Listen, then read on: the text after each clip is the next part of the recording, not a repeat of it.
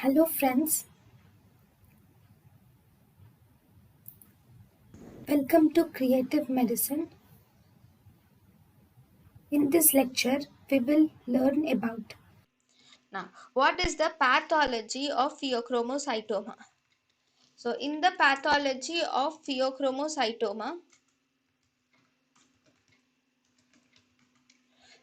in the pathology of pheochromocytoma, most of the tumors are either unilateral or solitary. So, if the if these pheochromocytoma develop as a part of Men syndrome, then they are rarely malignant.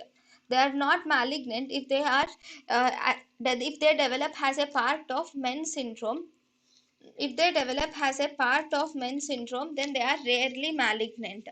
Then if you see, if they develop as a part of germline succinate dehydrogenase A and B mutation, in such cases they have higher propensity for extraadrenal and malignant tumors.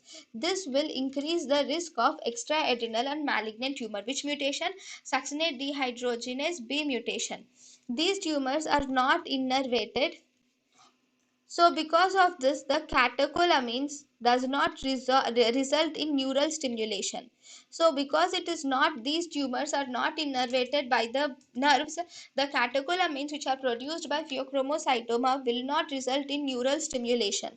These pheochromocytoma also secrete other hormones also. It secretes endogenous opioids, adrenomedulin, erythropoietin, parathormone releasing peptide, neuropeptide Y, and chromogranin are the other hormones which are secreted by pheochromocytoma. Fine, but what is most commonly secreted? So all these are secreted by pheochromocytoma, but that is true. But if you were asked what is the most common tumor, what is the most common hormone produced by pheochromocytoma, most of the pheochromocytomas will produce noradrenaline and adrenaline. Among them, noradrenaline is more commonly produced than adrenaline in most of the pheochromocytomas. But if you were asked about the extraadrenal pheochromocytomas, extraadrenal pheochromocytomas secrete only norepinephrine. They do not secrete adrenaline. Why?